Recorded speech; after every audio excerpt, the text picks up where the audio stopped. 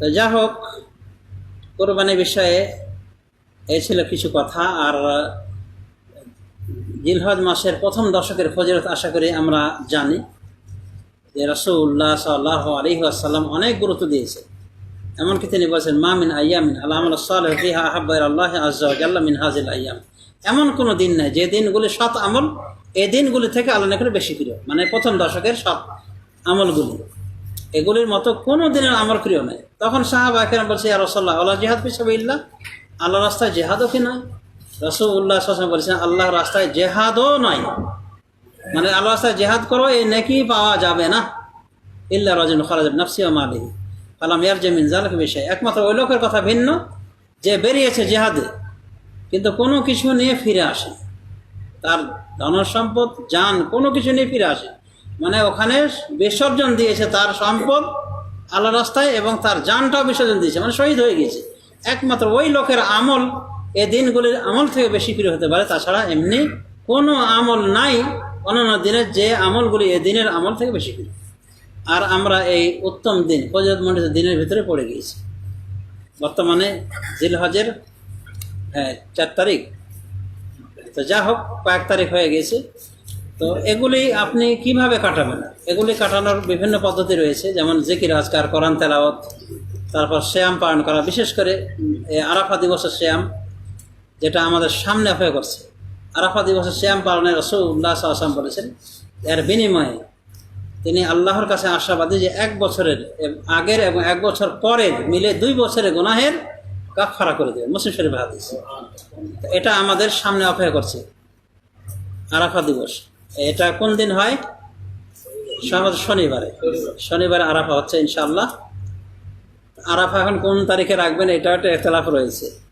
আমি বিষয়টি এর আগে বলেছি যে আরাফা যার যার তারিখ অনুযায়ী, প্রত্যেক দেশে যারা আছে, যে দেশের নাগরিক সে দেশের তারিখ অনুযায়ী যেমন কোরবানি দিয়ে থাকে, আরাফা রোজাও রাখলে যথেষ্ট হয়ে যাবে ইনশাআল্লাহ। এটাই ছিল আল্লাহ রাসূলের সাহাবায়ে কেরামদের আমল, চলে আসা আমল।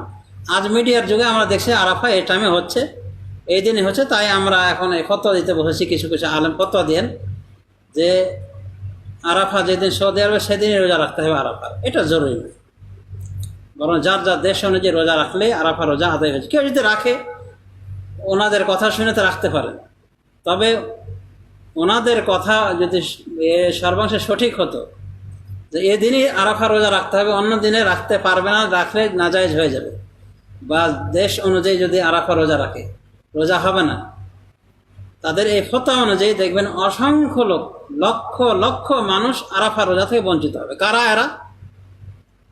যেদিন সৌদি আরবে আরাফা সেদিন কোনো কোনো দেশ আছে রাত 12টা, 1টা, 2টা, 3টা আরাফা রোজা রাখবে, রাতে আরাফা রোজা হয়। তাহলে এই কথা বলা যায় আরাফা মাঠ যেদিন সেদিন রাখবে, তাহলে বিশেষ করে হয়তো বা আম রেখে এর ভিতরে পড়ে যাবে যে ওদের ওই সময় কি দিন রাত। আবার এমন রয়েছে যারা আরো পশ্চিমে রয়েছে, যেমন আল্লাহ রাসূলের সাহাবীদের জামানাতে সিরিয়াতে মুআবিয়া রাদিয়াল্লাহু আনহু এবং তার দেশবাসী সবাই একদিন আগের মানে চাঁদ দেখে রোজা রেখেছেন। আর মদিনাতে ইবনে আব্বাস এবং অন্যান্য সাহাবায়ে কেরাম সহ অন্যান্য জনগণ রেখেছেন তারপরের দিন, মানে একদিন পরে চাঁদ দেখেছেন। তাহলে সিরিয়াতে একদিন আগে চাঁদ দেখেছেন না সৌদি আরবের, তাহলে আরাফার দিন ওদের কি দিন হবে? কোরবানির দিন। কোনোভাবে চীনে একদিন আগে দেখে।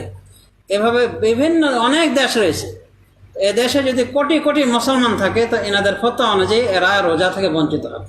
এনারা বলবেন যে না, এখন তো আরাফা রোজা, আরাফার দিনে তো ওদের তো কোরবানির দিন হয়ে গেছে, ওরা তো রোজা রাখতে পারবে না। তাহলে আরাফার রোজা যার যার দেশের চাঁদ অনুযায়ী যেমন কোরবানি রাখে, আরাফা রোজা এভাবে রাখলে এই অসংখ্য লোকগুলি আরাফা রোজা থেকে বঞ্চিত হবে না। এবং এটাই সঠিক, তুলনামূলক হকে বেশি অনুকূল আমরা বলি, যদিও দ্বিতীয় মতটাকে শ্রদ্ধা করি।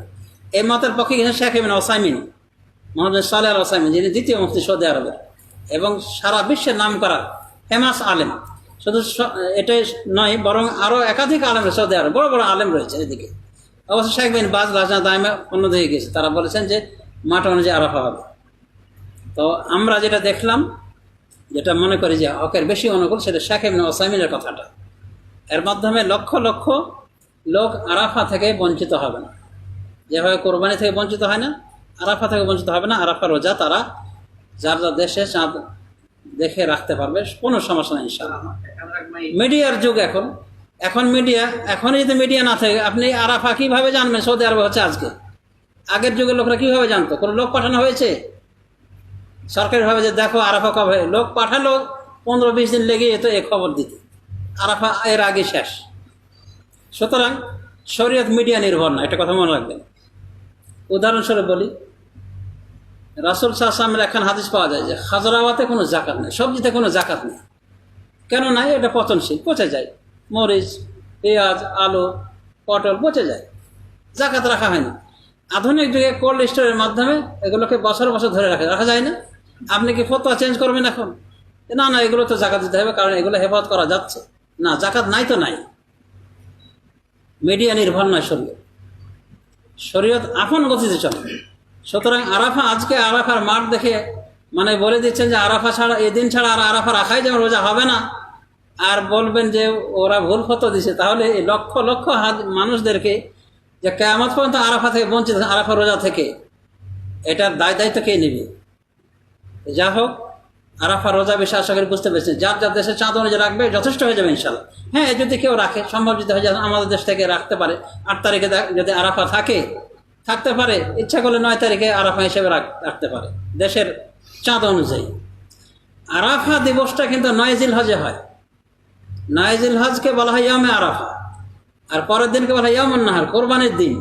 তা আমরা যদি আরবের আরাফা অনুযায়ী রাখি, সৌদি আরব যেদিন হচ্ছে, তাহলে আমাদের আরাফার পরের দিন কিন্তু কোরবানির দিন আসছে না, যেটা আরবে হচ্ছে। পরে একদিন রেস্ট করে তারপরে কোরবানি। তো বলছে এটা আবার কেমন কথা হলো? সৌদি আরবের আরাফার পরের দিন হলো ইয়ামুন নাহার, আর আমাদের ইয়ামে আরাফা পালন করছি, আর পরের দিন আবার কি? হ্যাঁ, ইয়ামুন নাহার নাই, ইয়ামুস সিয়াম রোজার দিন, তারপরে ইয়ামুন নাহার কোরবানির দিন আসছে। যা হোক, এটা আমি সংক্ষিপ্ত আকারে বললাম। আমি যেটা হক মনে করি সেটা আমি বলেছি, এবার সেটা অধিকার তো অবশ্যই রয়েছে। সুতরাং এ বিষয়ে কারো মানে গলাবাজি করে লাভ নাই, বেশি জোর দিয়ে বলে লাভ নাই যে আরাফা রোজা এই মাঠ অনুযায়ী রাখতে হবে, না রাখলে হবে না। তার মানে লক্ষ লক্ষ মানুষ আরাফা থেকে বঞ্চিত হবে, যাদের নিকটে আরাফা কি রাতে পড়ে গিয়েছে অথবা কোরবানির দিনে পড়ে গেছে। একদিন আগে দেখলে তো কোরবানির দিন পড়বেই, আরাফা রোজাকে কোরবানির দিনে ঈদের দিনে রাখবে হারাম। যা হোক, আশা করি বুঝতে পেরেছেন। সমাজে শুধু মাসাইল তো অনেক থাকে। এ পর্যন্ত আমরা শেষ করে যাচ্ছি। আরেকটি বিষয়, যারা শরীক কোরবানির বিরোধিতা করেন তারা বলেন যে রাসূল সাল্লাল্লাহু আলাইহি ওয়াসাল্লাম বলেছেন যে প্রত্যেক পরিবারের উপর একটা কোরবানি রয়েছে, উযহিয়া। তো বলে এই যে উযহিয়ার কথা বলছে, কোরবানির কথা, তার মানে একটা পশু দিতে হবে কোরবানি। আমি মনে করি এটা একটা মানে ভাঙ্গা বুঝ, অসার তথ্য। উযহিয়া মানে কি কোরবানি? তো 7 শরীকের কোরবানি, ওটা কোরবানি না? তো কোরবানি তো হয়তো ঠিকই তো আছে, গোটা একটা পরিবারে একটা কোরবানি হয়ে যাবে, খালাস কাফি। কোরবানি এখন একটা পশু দিলেও হয়, একটা ভাগ্য স্বীকৃতি দেওয়া হচ্ছে যে ওটাও কোরবানি, সমস্যাটা কি? আবার একটা নতুন বুঝ এনে একটা হাদিসের জাল ব্যাখ্যা করে মানে খাড়ো করে দিয়ে বলছে যে শরীক কোরবানি চলবে না, একটা করে কোরবানি দিতে হবে সবাইকে, মানে পশু কোরবানি দিতে হবে। এটা আল্লাহ রাসূলের হাদিস থেকে বোঝা যায়। আল্লাহ রাসূল উন্মুক্ত করে রেখেছেন, শরীকানা কোরবানি বৈধ রেখেছেন। সুতরাং খোড়া যুক্তি দিয়ে এটাকে অস্বীকার করা, হালালকে হারাম করার নামান্তর। অতএব দুঃসাহস যেন কেউ না দেখায়, আমরা উদাত্ত আহ্বান জানাচ্ছি। সমাজে শুধু এই ছিল কোরবানির বিষয়ে কিছু কথা। আর কোরবানি দিতে যারা ইচ্ছুক তার জন্য একটা করণীয় হলো যে তারা জিলহজ মাসের চাঁদ ওঠা থেকে নিয়ে নখচুল ইত্যাদি কাটাতে বিরত থাকবে। কখন এগুলি কাটবে? হাত্তা ইউদাহিয়া, যতক্ষণ কোরবানি না করবে। এই হিসাবে আমরা যারা দেশে কোরবানি দিচ্ছি, মাসালগত একটু সমস্যা আমরা লক্ষ্য করে দেখছি যে কোরবানি তো দেশে দিলে একদিন পরে হয়, নখচুলগুলো কখন কাটবো? যেহেতু হাদিসে বলছে হাত্তা ইউদাহিয়া, যতক্ষণ কোরবানি না দিবে। সুতরাং আপনার কোরবানি যদি পরে হয়, দেশে একদিন পরে, তো আরও একটা দিন সবুর করে নখচুল কাটা থেকে বিরত থাকার চেষ্টা করে। কিন্তু যদি এদেশের চাঁদ অনুযায়ী দিয়ে দেন তো হয়তো এটা সুযোগ রয়েছে ইনশাআল্লাহ, কারণ এদেশ অনুযায়ী আপনার 10 তারিখ হয়ে যাচ্ছে কোরবানির দিন, কিন্তু একটা দিন বিরত থাকবেন, এটাই হলো উচিত। কারণ আপনার কোরবানিটা কিন্তু এখনো হয়নি, দেশে কি হচ্ছে পরে হচ্ছে, একদিন পরে। এই হলো কিছু কোরবানি বিষয়ে মাসাইল। আল্লাহ রাব্বুল আলামিন আমাদের সবাইকে তৌফিক দান করুন, কোরআন সুন্নাহ মোতাবেক আমলেন, আমিন।